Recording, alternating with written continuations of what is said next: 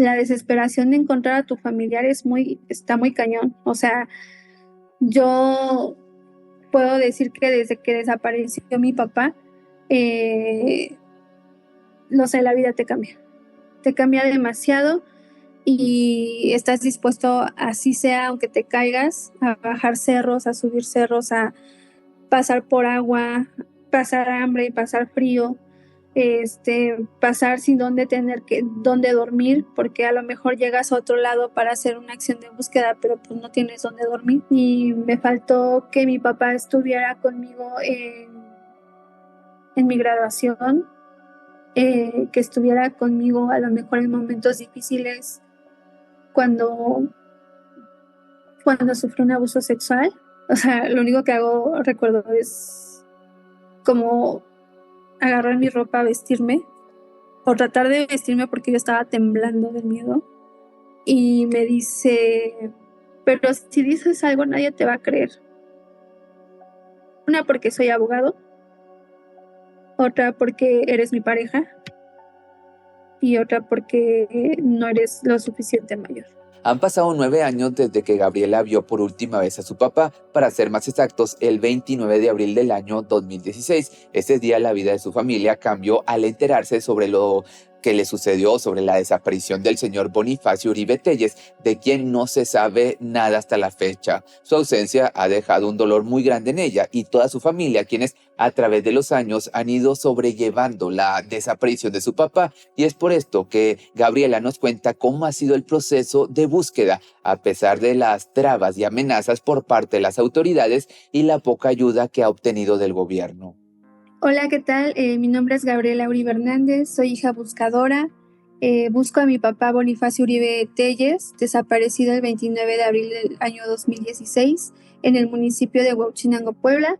Mi papá se dedicaba al activismo, específicamente la defensa del territorio, pero también promovía acompañamiento y la información de derechos humanos a comunidades indígenas junto con sus compañeros. Mi papá desaparece un viernes 29 de abril. Él ese día llevó a mi hermano a la escuela y digamos de mis hermanos fue el último que lo vio. Sin embargo, como eso de las 8 de la noche, pasó a ver a una de mis tías a su domicilio, pero ella no se encontraba. Lo recibió una de mis primas y pues nada más estuvo conversando con ella escasos 15 minutos. Y de ahí nos comenta mi prima que pues le pasó a decir que ya se iba a casa que está súper cerca del domicilio de mi tía, y está como caminando unos 15 minutos. Mi papá siempre acostumbraba a caminar. Entonces, pues no llegó a casa ese viernes 29 de abril. Nosotros nos damos cuenta hasta el día siguiente, porque como ya era noche, mi mamá ese día estaba con mi hermano en su casa y pues mi hermana llegó súper cansada de la escuela y decidió pues dormirse. Mi hermano nos comenta que él cuando llegó a la casa de mi papá, como él trabajaba toda la semana y fines de semana estudiaba, pues tenía que llegar a la casa viernes. Entonces llega y se percata de que la puerta estaba abierta y que la tele estaba encendida. Entonces, pues como que no le tomó importancia, fue como de, pues a lo mejor un descuido, la dejaron abierta y se fue a dormir. Entonces mi hermano se despierta súper temprano para ir a la universidad y se da cuenta de que mi papá no estaba, o sea, sí, la cama estaba intacta, y entonces nos empieza a mandar mensajes de WhatsApp a un grupo que teníamos de hermanos preguntando por mi papá, si lo habíamos visto, si habíamos tenido comunicación con él, porque pues al parecer no había llegado a casa. Entonces pues entre nosotros nos empezamos a contactar, a buscar ahí con unos amigos vía telefónica, y pues nada, ¿no? Entonces, como eso de las 2 de la tarde ya se nos hacía súper raro, porque mi papá no es una de las personas que no nos avisen cuando él pues no va a llegar, ¿no? O sea, siempre está en comunicación con nosotros y siempre nos dice, oye, pues se me hizo tarde, ¿no? O fui a Puebla o a Puebla capital. Entonces ese día la verdad no tuvo ningún contacto con nosotros, por lo que nosotros decidimos como hijos reunirnos en el centro de Huachinango para empezar a hacer pues una búsqueda. No sabíamos que en ese momento pues así se la llamaría, ¿no? Pero empezamos a ir a diferentes puntos donde creímos que mi papá estaba, es decir, con sus conocidos, con sus amistades, con familiares, pero pues nada, o sea, no hubo ninguna respuesta que nos diera alguna indicación del paradero de mi papá. Pues nosotros empezamos a hacer brigadas, mini brigadas, porque pues realmente nada más era como que 2 hermanos a tal lado, 2 hermanos a tal lado, y así. Somos muchos, somos 7 hermanos. Entonces, pues sí nos daba como chance repartirnos y a lo mejor unos iban a Jicotepec y a lo mejor otros nos íbamos a CETESOS, a hospitales, sobre todo eso, pensando que a lo mejor algo le pudo haber pasado a mi papá y que a lo mejor estuviera en un hospital en calidad de desconocido. Entonces fue que nosotros nos empezamos a mover, fuimos a ver a una de sus primas que también frecuentaba mucho, pero pues nos decía que tampoco lo había visto, o sea, ya se nos hacía súper raro que nadie lo había visto. Mi papá es una persona muy conocida en el municipio, entonces pues era como imposible preguntar que no han visto al profe Boni, pues cualquiera a lo mejor nos podría haber dicho que sí. Pero no, realmente nadie lo había visto, entonces sí se nos hizo como muy extraño esa parte. Ante la falta de respuesta de las autoridades, se vieron obligados a empezar una búsqueda por su cuenta, y es que cuando Gabriela y su familia fueron a poner la denuncia a la fiscalía, les comentaron que no se podía porque no habían pasado 72 horas desde la desaparición. Es por eso que tuvieron que esperar algunos días para que les pudieran tomar las declaraciones y así ahora sí empezar con la investigación. Bueno, ya el día martes fue cuando nosotros nos toman ahora sí la declaración de los hechos. Se la toman a mi mamá por ser concubina de mi papá. Y pues creo que nada más a ella se la tomaron. Ajá, nada más a ella le tomaron la declaración porque pues ella tenía que levantar la, ¿cómo se dice? La averiguación previa en ese momento. Pero nos tardaron mucho, o sea, era como que llegamos desde las 9 de la mañana, no, como a las 8 de la mañana, pero todavía no habían abierto. Entonces, ya como a las 10 empezaron a llegar, como a las 11 medio se estaban ahí acomodando, o sea, no había como tal una atención hacia nosotros y hacia nadie, creo. Entonces, la declaración la vienen tomando como eso de las 5 de la tarde más o menos. Y ya mi mamá pues declara todo lo que acabo de platicar, que pues mi papá no llegó, que lo de la puerta abierta, que nosotros hicimos una búsqueda con familiares y solicitábamos en ese entonces la sábana de llamadas porque mi papá ya llevaba su celular. Pero y nos dijeron en ese momento que sí la iban a realizar. Más sin embargo nunca la realizaron. También solicitamos que tuviéramos acceso a las cámaras de seguridad que están cerca del domicilio de mi papá, pues para ver si mi papá a lo mejor pasó por esas calles o fue visto o no sé, algo que nos diera un indicio de qué pudo haberle pasado a mi papá, pero tampoco las cámaras no nos dieron el acceso. Más bien en ese momento nos dijeron que ellos no podían tener el acceso porque como eran autoridades, luego las personas a lo mejor de los establecimientos que tienen cuentan con una cámara de seguridad no dan apertura a que pues policías o ministeriales se acerquen así de manera directa. Entonces nos hicieron la recomendación de que nosotros pidiéramos permiso a los dueños de las cámaras que sí nos daban el acceso. Fue así como logramos obtener el acceso solamente a una cámara, pero fue por nosotros, o sea, las autoridades no hicieron nada, más bien les hicimos su chamba. Sí se vio que pasó mi papá, pero no se vio, o sea, tantos metros, o sea, se vio muy poquito, o sea, nada más se ve cómo pasa pero literalmente ya de ahí no se ve nada y después se ve como una camioneta polarizada de regreso. Eso es lo único que se ve. Pero no se ve matrícula, no se ve absolutamente nada. Pues después de eso nos piden mandar oficios a las diferentes dependencias. Esos oficios se supone que los gira Ministerio Público, pero no los giró Ministerio Público. Más bien nosotros fuimos, en este caso mis hermanos mayores fueron los que tuvieron que llevar esos oficios porque lo piden para ver si a lo mejor hay alguien reportado en calidad de desconocido, para ver si coincide o no con nuestro familiar. Y nosotros nuevamente les hacemos la chamba de nosotros girar esos oficios. Y recuerdo que nos querían cobrar por unas copias que ahorita pues ya estamos informados y sabemos que no deben de cobrar. Entonces, pues al ver toda esa negligencia por parte de las autoridades, nosotros empezamos a realizar acciones de búsqueda, sobre todo en campo, en ríos, debajo de los puentes, en lugares donde escuchamos en algún momento que habían sido localizadas restos humanos o cosas así. Fue que nosotros empezamos a realizar ese tipo de acciones de búsqueda. También realizamos el boletinaje.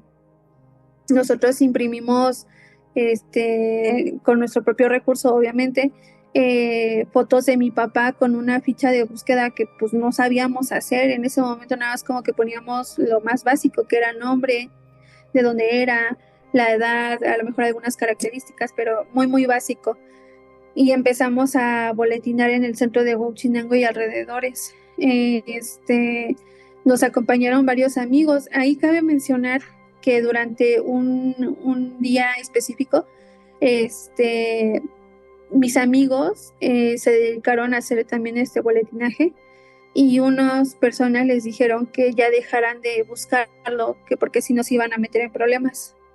Entonces, pues mi amigo al escuchar esto le pregunta, ¿pero qué problemas podríamos tener por buscar a una persona? Y dice, no, dice, o sea, si quieren seguir básicamente con vida, pues mejor dejen de buscar. Y eso me lo dicen ya después de que nos reunimos, porque después de hacer el boletinaje todos nos reuníamos en un punto específico. Y entonces ya uno de mis amigos se me acerca y me dicen lo que le habían dicho, ¿no? Entonces tratamos de ubicar a la persona, pero pues realmente no la pudimos ubicar porque era en un taller automotriz y pues iban muchos carros y él justo llevaba a su coche a reparar o algo así. Entonces, pues nada más era como un cliente, no era como que estuviera ahí siempre. Y no logramos ubicar a esta persona que le hizo ese comentario a mi amigo. Y seguimos con las acciones de búsqueda, también realizamos marchas porque para nosotros ya nos era difícil ver que las autoridades no estaban haciendo absolutamente nada por el caso de mi papá. Y entonces, al no ver respuestas, pues teníamos el total derecho de realizar acciones de búsqueda, ¿no? De protesta de manera pacífica, siempre nos condujimos de manera pacífica y sin embargo en la primera marcha, después, más bien finalizando esa marcha, la primera, tuvimos una visita en el domicilio de mi papá de Ministerio Público, donde nos decían que pues dejáramos de realizar las acciones que estábamos realizando, las protestas, porque entorpecían las acciones de búsqueda que ellos estaban haciendo, la investigación que supuestamente ellos estaban haciendo. Sin embargo, pues a nosotros al preguntarles qué investigación o hasta qué punto iban en el caso de mi papá, pues no nos dijeron absolutamente nada, no tenían nada. Entonces, recuerdo que en ese entonces era época de votaciones. Y pues obviamente creo que el presidente que estaba también se había vuelto a reelegir, estaba ya en campaña también, entonces nos hubieron como muchísimas cosas que nos parecía muy extraño, como que no querían más bien que ensuciáramos la imagen de Huachinango, porque cómo va a tener un desaparecido, ¿no? O sea, eso era muy evidente. Tan es así que nosotros pedimos hablar con el presidente, o sea, nosotros no sabíamos de nada acerca del proceso de búsqueda y nosotros queríamos ser solamente escuchados y atendidos y sobre todo encontrar a mi papá. Pero ¿qué pasa? Que este señor nos cierra las puertas de presidencia, nos cierra las calles para no realizar las acciones que estábamos llevando. Y bueno, pese a eso, nosotros seguimos realizando protestas, seguimos realizando, pedimos a medios de comunicación de Huachinango que nos tomaran pues una entrevista. Gabriela y su familia no se iban a quedar de brazos cruzados, necesitaban respuestas sobre el paradero del señor Bonifacio. Sin embargo, por órdenes del gobierno, las autoridades tenían la tarea de impedirles continuar con la búsqueda y ponerles un alto a las protestas, ya que tenían que cuidar la imagen que daba el municipio. Pero la molestia e impotencia que sentía la familia al no ver avances en la investigación los llevó a ser más insistentes, y es aquí cuando deciden formar el colectivo Con Amor y hasta encontrarles Puebla. Sí, en 2017 fue cuando conocí a la primera familia que se unió, digamos, al colectivo. Pero en ese entonces nada más nos era nuestra familia que pues, realizábamos acciones de búsqueda específicamente por el caso de mi papá. Pero se empiezan a unir más personas en 2017. Conocemos ahí a una persona que también tenía a su papá desaparecido. En 2018 igual llegan por las mismas circunstancias de una persona de la tercera edad que también se encontraba en calidad de desaparecido y pues se une también esta familia. Y ya nos empezamos a organizar en qué aspecto, pues en realizar acciones de búsqueda y sobre todo hacer visible el tema de desaparición en Huachinango, que en ese entonces estaba por los suelos. O sea, antes era muy revictimizante, no quiero decir que ahorita no, pero antes era más revictimizante el hecho de decir que uno tenía pues a un familiar desaparecido, porque pues ya nos decían, no, pues es que andaba metido en cosas que no, a lo mejor era porque se lo merecía, ¿no? O sea, eran muy etiquetados nuestros familiares por ser desaparecidos y por ende nosotros también, porque pues nos revictimizaba mucho la fiscalía, porque decía, no, pues a lo mejor se fue por los cigarros, o sea, así muy descaradamente lo decía, ¿no?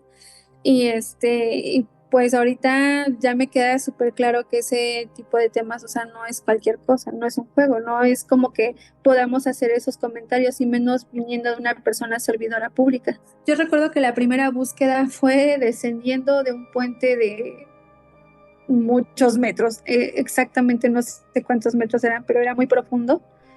Y pues nosotros no sabíamos ni de rappel ni de nada de eso. Entonces, en ese entonces se pidió el acompañamiento de Protección Civil, Cruz Roja, que eran los que contaban con cuerdas pues bastante extensas, y ellos fueron los que en ese momento nos enseñaron a cómo bajar sobre cuerdas. Sí hubo mucho desgaste, fue muy cansado, fue también muy tortuoso porque pues la desesperación de encontrar a tu familiar está muy cañón. O sea, yo puedo decir que desde que desapareció mi papá, no sé, la vida te cambia demasiado y estás dispuesto, así sea, aunque te caigas, a bajar cerros, a subir cerros, a pasar por agua, pasar hambre, pasar frío, pasar sin dónde dormir, porque a lo mejor llegas a otro lado para hacer una acción de búsqueda, pero pues no tienes dónde dormir. Hemos encontrado a personas con vida, pero también a personas sin vida. Y yo creo que uno de los mayores retos es cuando encontramos a personas sin vida. Porque pues es muy difícil.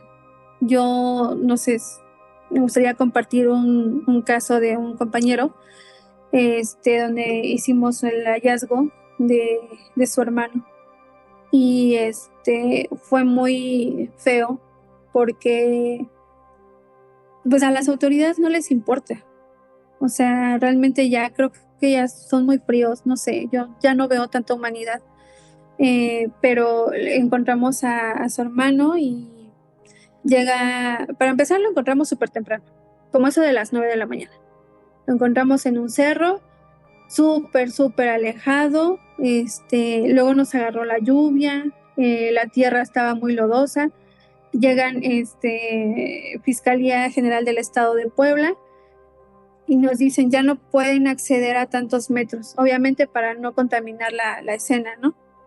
Nosotros entendemos, pero ¿qué pasa? Que empieza a llover, entonces empieza, como era una fosa, empieza a meter el agua en la fosa y obviamente nos dio como mucho miedo de que los restos pues se fueran con el agua, ¿no? Y le preguntó a alguien de fiscalía, oigan, pero pues se pueden, y los restos, no sé qué, no se pueden hacer un canalito para que no, para resguardar los restos. Y digo, porque nosotros ya no podemos pasar, o sea, nos dijeron hace rato que ya no podemos pasar a tantos metros. Ah, no, háganlo ustedes. O sea, como diciendo, pues háganme mi chamba, ¿no? Y dije, bueno, ok, no importa, todo sea por la familia, porque ahí estaba la mamá, ahí estaba la familia entera, viendo a su familiar ahí en una fosa. Entonces, ya en huesos, muy mal. Se equivocaron, al parecer se equivocaron de persona a la que iban a levantar y por desgracia levantaron a él, que nada debía. Y lo pudieron identificar sus familiares por los tenis, por la ropa. Me parece que tenía una placa de una operación que ahí tuvo, entonces pues fue muy identificable. Entonces sí sabían que era él. Evidentemente se tenían que hacer los estudios correspondientes, para lo cual pues nosotros estábamos esperando a que llegó fiscalía, pero no llegó la perito. Entonces pues teníamos que esperar a que llegara la perito y no llegó ese día. Entonces pues ya te imaginarás, o sea, con la lluvia, con el frío, sin comer, porque nos fuimos desde súper temprano, no había ningún pueblito cerca para ir a comprar, pues obviamente nos quedamos sin comer.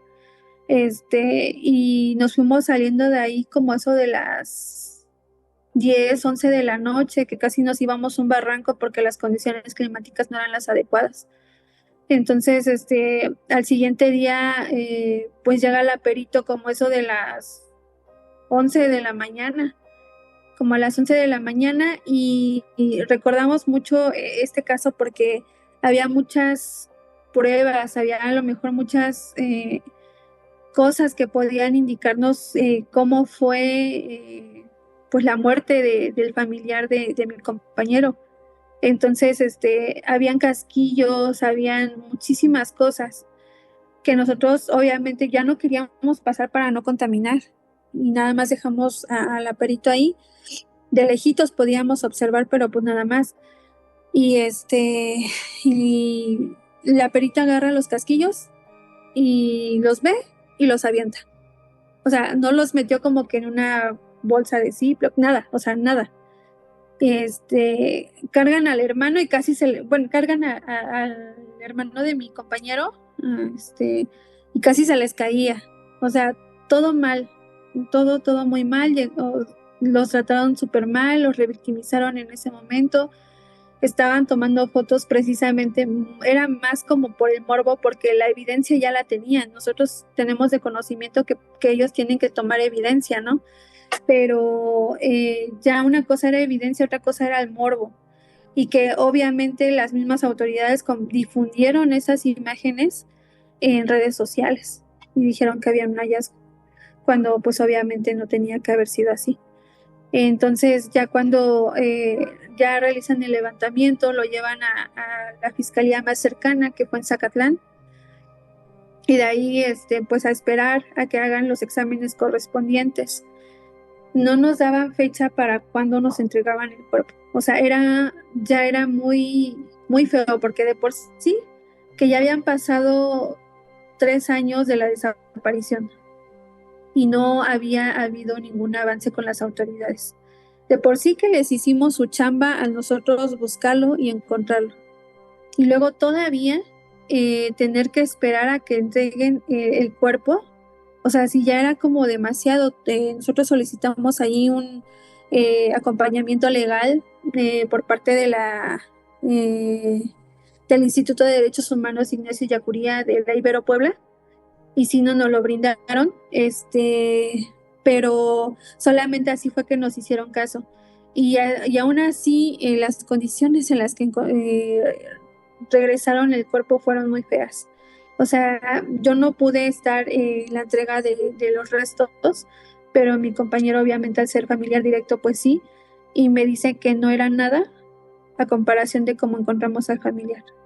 O sea, claro que no va a ser, digo, ya se le veían los huesos y así, pero digamos, todavía estaban completos. Me dice que cuando le entregaron así los restos estaba muy mal, estaba en muy malas condiciones el cuerpo. O sea, era como si lo hubieran destazado, no sé, algo así. Y pues claro que mi compañero se quedó con ese trauma y con, no sé, con ganas de decir, o sea, mejor hubiera yo agarrado el cuerpo y me lo hubiera llevado y lo hubiera velado, a que yo estar esperando a que me entregaran los restos por parte del CEMEFO de Puebla, para que me lo entregaran así. O sea, creo que yo hubiera agarrado a mi familiar y lo hubiera velado sin que ellos se enteraran, porque una fue muy cansado y otra fue muy fea las condiciones en las que se regresó el cuerpo. México se ha convertido en uno de los países con más desaparecidos en el mundo. La falta de atención por parte de las autoridades para ayudar a las víctimas y la crisis forense que hay en los estados hace que sea más difícil identificar los restos de los familiares desaparecidos. Como resultado, entonces, ha llevado a construir colectivos en donde las mismas familias se unen en búsquedas e investigaciones sin descansar. Y para nadie es fácil el desgaste físico y emocional que tienen que vivir, pero a pesar del sacrificio que hacen, todo tiene una razón, y es el amor que los empuja a no darse por vencidos. Yo estoy consciente de que hay probabilidad de que mi papá ya no esté vivo. Obviamente quisiera que mi papá estuviera vivo, pero desgraciadamente ya es un caso de larga data. Entonces, al ser de larga data, las probabilidades ya son mínimas. No tengo pensado retirarme, digo, al menos que por causas de fuerza mayor pasaran, pero yo ya me prometí esto. O sea, una, pues creo que la defensa de los derechos humanos es algo que me ha inculcado mi papá. Y otra, yo no podría dejar a mis compañeros porque hemos formado una comunidad bastante bonita. Nos hemos hermanado con el dolor y con el amor hacia nuestros desaparecidos. Entonces, yo no creo poder dejar esta situación de acompañamiento a personas con algún familiar de desaparición. Y digo, no solo con esta causa, también hemos tenido ahí otras participaciones, a lo mejor en el tema de la violencia vicaria. Bueno, yo en lo personal, ahí en el tema de abuso sexual, muchos otros temas sociales que pues claro que importan, y no me veo dejando el colectivo si yo llego a encontrar a mi papá. Busco a mi padre Bonifacio Uribe Telles, desaparecido el 29 de abril del 2016 en Huauchinango, Puebla. Soy una señora inconforme, pero también soy hija buscadora. Híjole, pues sí me faltaron muchísimas cosas con mi papá. De hecho, yo con mi papá era muy acercada desde niña. O sea, él siempre le encantó el campo y yo siempre lo seguía a todos lados y me encantaban sus botas y yo quería vestirme como él y siempre lo seguía a todos lados. Y me faltó que mi papá estuviera conmigo en mi graduación, que estuviera conmigo a lo mejor en momentos difíciles cuando sufrí un abuso sexual, que me acompañara en esos momentos, porque mi papá, por desgracia, se fue sabiendo que algo me pasaba, pero nunca llegó específicamente a saber qué es lo que me pasaba, porque nunca se lo pude decir, porque pues me lo arrebataron. Pero sí me faltaron muchísimas cosas con él, como a lo mejor ver que estudié lo que él siempre le llamó la atención, que a lo mejor él no tuvo la oportunidad. estar en la publicación de un libro, que desgraciadamente este libro habla sobre desaparición, y que mi papá y yo teníamos ese sueño de hacer un libro nosotros dos, pero yo no me lo imaginé así. El vínculo que tenían Gabriela y su papá era una de las cosas más valiosas en su vida: la comunicación, la confianza y los sueños que compartían juntos. De un momento a otro, todo había cambiado en cuanto se enteró de su desaparición, y no solo eso, sino que en esa época ella también estaba lidiando con el abuso cometido por parte de una persona que creía importante en su vida. Yo tenía una pareja. Fue antes, perdón, de la desaparición de mi papá. Y era más grande que yo, pero teníamos, según yo, mucha confianza, teníamos, según, una relación sana. Sin embargo, una ocasión él me forcejea para tener relaciones. Y fue cuando ocurre este abuso sexual. Y yo me quedé en shock. O sea, yo decía, pero ¿por qué? Si se supone que me quiere, ¿no? O sea, no entiendo absolutamente nada. O sea, lo único que recuerdo, es como agarrar mi ropa, vestirme, o tratar de vestirme porque yo estaba temblando de miedo. Y me dice, pero si dices algo nadie te va a creer. Una, porque soy abogado. Otra, porque eres mi pareja. Y otra, porque no eres lo suficiente mayor. Entonces, yo dejo la universidad porque pues estaba pasando por un momento emocional bastante vulnerable, y mi papá se entera que yo dejo la universidad. En ese entonces yo estaba estudiando psicología. Y me dice, mi papá un día se acerca con mis hermanos y dice, Gaby dejó la escuela. Y todos se quedan de como por. Y mi hermana dice, pues creo que con quien tienes que hablar es con ella. Entonces mi papá me pregunta, ¿qué pasó? O sea, ¿qué pasa? Dime qué pasa y yo te puedo apoyar en lo que sea, pero necesitas hablar.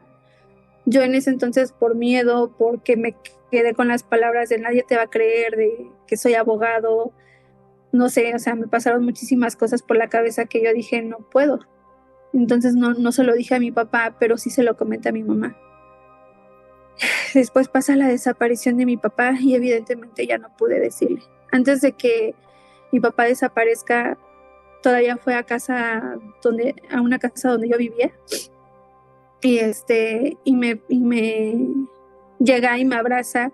Yo te juro que tenía muchas ganas de decirle, pero algo me impidió el no poder hacerlo. Y ahorita sí, claro que me arrepiento, pero no sé. Creo que si le hubiera dicho a mi papá la situación por la que yo pasé, mi papá me hubiera acompañado en todo momento y no me hubiera soltado. De hecho, muchas veces soy de la idea de que si yo hubiera desaparecido, mi papá ya me habría encontrado, porque mi papá era muy inteligente y mi papá era muy amoroso conmigo. Y yo sé que jamás me hubiera dejado en ningún momento. No puse la denuncia por miedo. Recientemente estoy en un proceso donde quiero denunciar, pero él ahorita ya no se encuentra en Huachinango, entonces es como poder ubicarlo, porque me di cuenta que no soy la única por la que ha pasado por algo así con este tipo. O sea, en redes sociales, en Facebook específicamente, he visto notas donde hablan muy mal de él, como que es un violador, como que es un estafador, o sea, muchísimas cosas muy feas. Entonces, no sé, eso ha hecho a que yo ahorita quiera poner una denuncia. Digo, yo sé que va a ser muy complicado y va a ser un proceso bastante difícil, pero creo que me lo debo, y creo que más allá de eso también no quiero que más personas pasen por esta situación. Pues es que sí es bastante difícil. Yo creo que nunca lo llegas a superar, aprendes a vivir con ello. Aprendes, yo creo que más En mi caso, yo desde el amor he aprendido a llevar este caso específicamente de mi papá con amor, porque yo por amor lo busco. O sea, yo por todo el cariño que le tengo lo busco y lo voy a seguir buscando. En el proceso de violación, en ese sí me ha costado muchísimo más trabajo porque pues fue como que todo un cúmulo de emociones y también como que las cosas se juntaron. Fue la violación y después la desaparición de mi papá, entonces como que fue una bomba, ¿no? Sí, muchas veces, más bien, no muchas veces, yo entré en depresión, estuve medicada por la misma situación, pero lo que me ha dado fuerzas es mi colectivo. O sea, cuando logramos hacer algún hallazgo, sobre todo eso, cuando llegamos a dar con un positivo, a mí me llena de vida. Es como de, ok, para esto a lo mejor la vida me ha puesto en este camino por algo, y si algo puedo hacer en beneficio de los demás, lo voy a seguir haciendo. Y creo que ese ha sido mi mayor impulso, al igual que mi mamá y mi hermano el más chico. En sí toda mi familia, pero ellos dos han sido fundamentales en mi proceso. Mi mamá no se encuentra muy bien porque pues ha sido muy difícil el tema, pues en primera enterarse de que abusaron de mí. En segunda, enterarse de que su pareja, la persona con la que ha vivido durante muchos años, el papá de sus hijos, ha sido desaparecido. O sea, no es nada fácil para ella. Veo mucha tristeza, veo mucha, pues también enfermedad, porque pues esto también te enferma. Entonces ella no se encuentra tan bien como me gustaría. Sin embargo, es una mujer muy fuerte. Es demasiado fuerte que pese a todo lo que se ha pasado, ella sigue adelante y ha demostrado pues mucha fortaleza para darnos a nosotros. Si mi papá me estuviera escuchando ahorita, yo le diría que lo amo, que lamento mucho que lo hayan desaparecido, que me hubiera gustado ser yo para que me hubiera encontrado.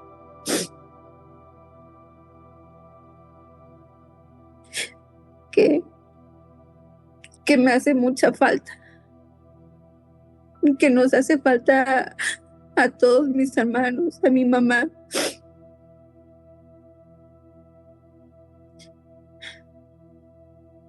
Y que pase lo que pase, pese a que ahorita no esté conmigo, yo siempre voy a llevar una parte muy sembrada de él en mí.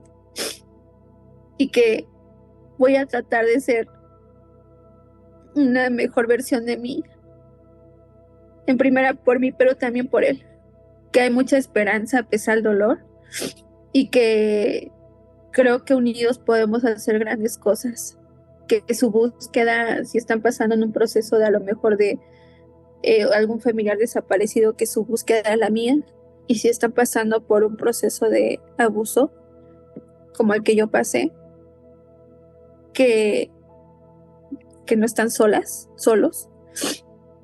que alcemos la voz, porque creo que eso es lo primordial, alzar la voz y no dejar que nuestro agresor se salga con la suya.